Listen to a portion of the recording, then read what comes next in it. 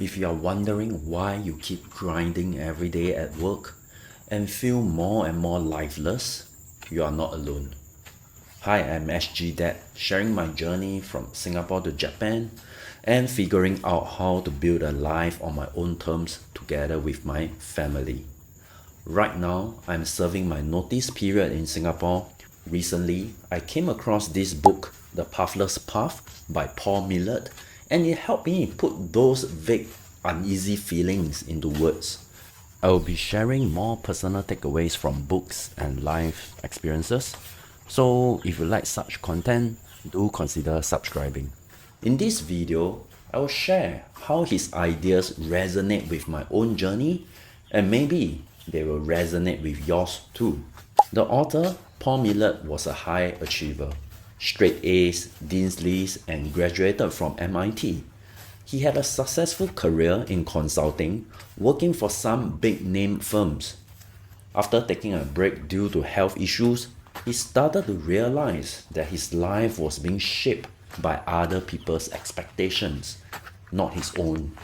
Even though he had a promising career and a six-figure salary, he made the bold decisions to walk away from it all to focus on writing, experimenting, and traveling. That's really what this book is about, stepping off the well-paved road to explore what truly matters to you.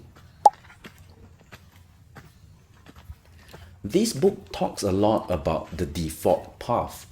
This is the typical life script that society hands to each and every one of us. We don't really question much, we just follow it. For example, study hard, get a stable job, climb the ladder, buy a house, save for retirement, and then retire. And I start to think in the Singapore context, our path should also include what I've mentioned just now, and on top of that, also preparing the next generation, which are your kids, for the exact same path and trying to support them along the way. And for Singapore, the default path is not just any dirt path. It's a smooth, perfectly paved, tarred and shiny. Okay, maybe tarred and shiny don't quite go together, but you get what I mean. Our default path just seems so ideal to many people. Everything is efficient, predictable, and optimized, right from education to career progression. It looks so well designed, right? But here's the thing. Even the smoothest path can feel painful if you're walking it with the wrong pair of shoes. Or worse, barefoot. It's not the path itself is bad. It just might not be meant for everyone. Or it may not be as comfortable as it looks. Not everyone starts from the same place, and even if we do, we are not all equally equipped. That's just how life is. The sad part is, most people around you won't notice. Only the person wearing that wrong pair of shoes will truly feel it. Now, as you are walking, you will also notice something. People around you start running. Some may hop onto bicycles. Some you will see their parents putting on shoes with wheels for their kids and pushing them along. Everyone seems to be racing ahead and everybody seems to know where they are heading towards, except you. So the question is, can you stay calm and walk at your own pace when people around you are all charging ahead? Or will you feel pressured to keep up even if it hurts? In Singapore, it seems inadequate to be just walking or strolling along. It feels like everyone is trying to get into the fast lane. Faster learning through tuition, faster career progression, faster property upgrades, faster accumulation of wealth and assets. Now, if you have a clear goal like reaching financial independence and retiring early, then you are not exactly on the default path. That's intentional living. But what I often see is people accumulating for the sake of accumulating. No clear end target, no deeper reason why, just continue to hustle and continue to work. If you ask them, what would you do after retiring at the default age of 65? You will often hear things like, Oh, when I retire, I'm going to travel around the world, explore my passions, trying to find back some of my lost time. Then I question, what if I do not enjoy traveling anymore at that age? What if I do not have any more passions in anything? And what if I cannot find back my lost time? Are things really meant to happen in fixed stages and milestones?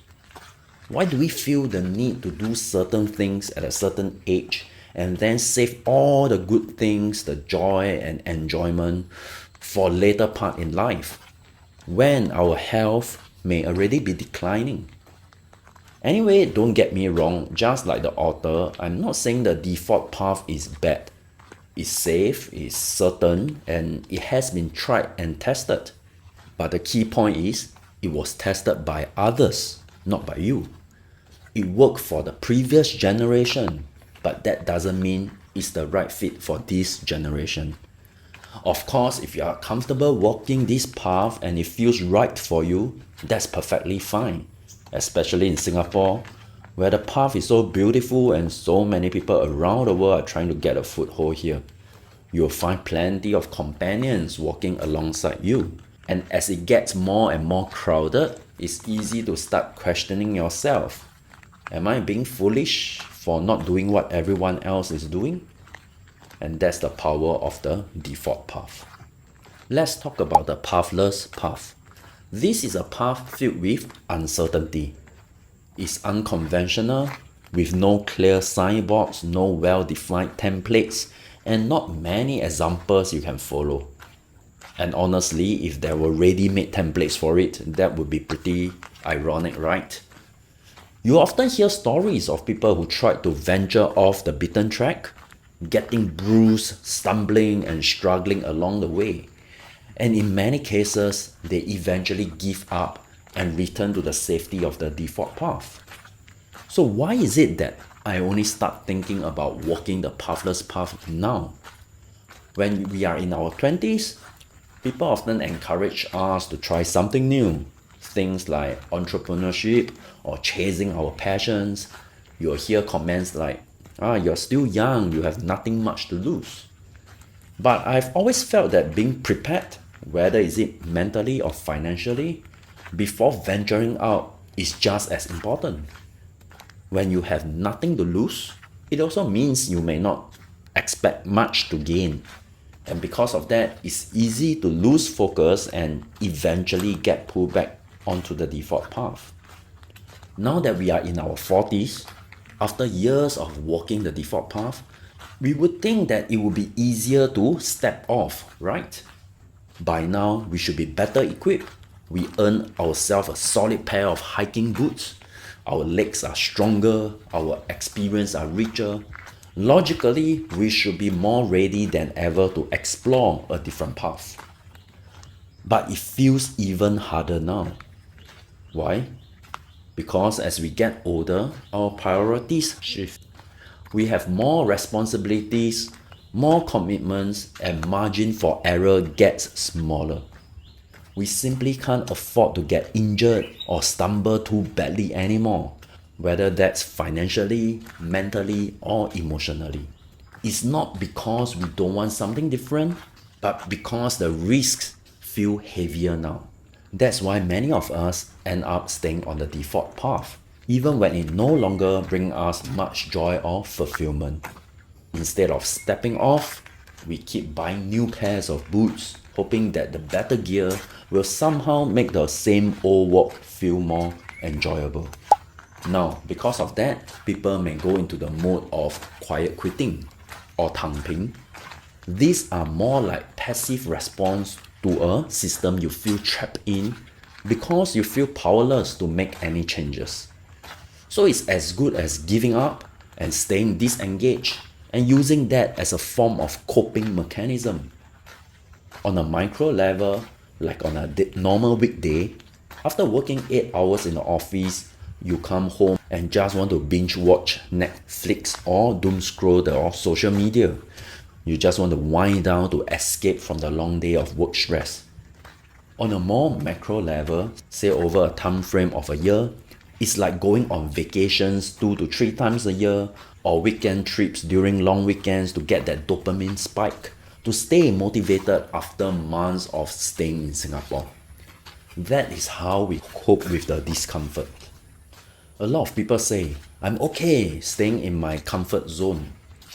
But I remember a conversation I had with a friend who's now walking his own pathless path as an adjunct lecturer in different universities.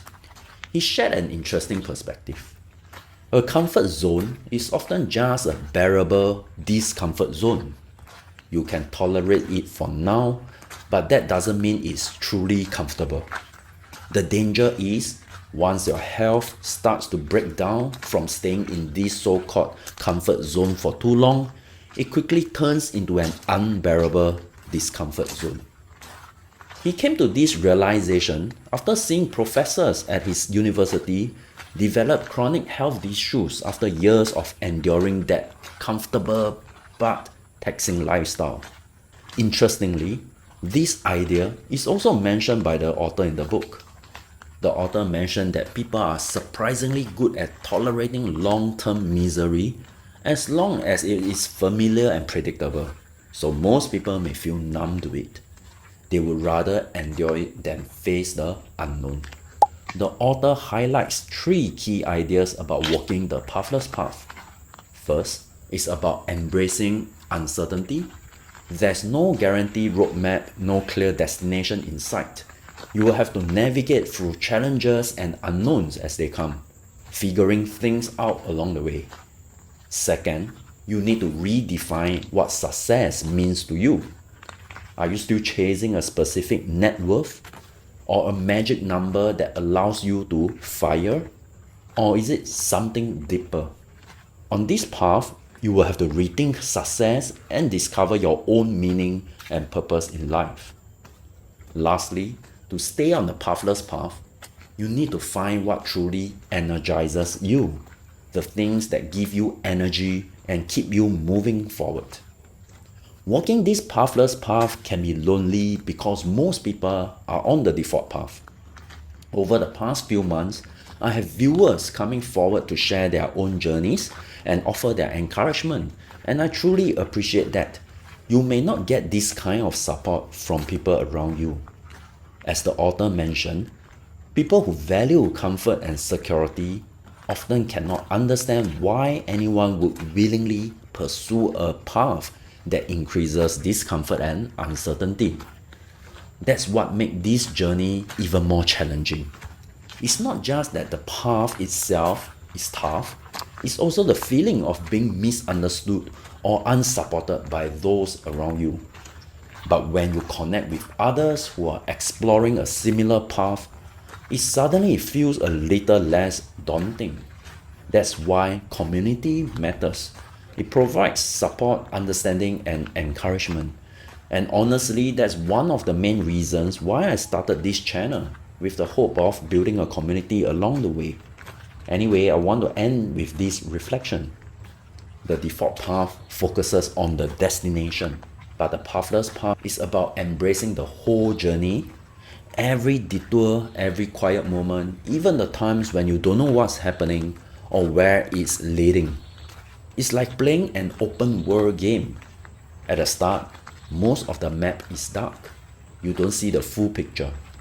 But as you explore and take small steps forward, the map slowly reveals itself.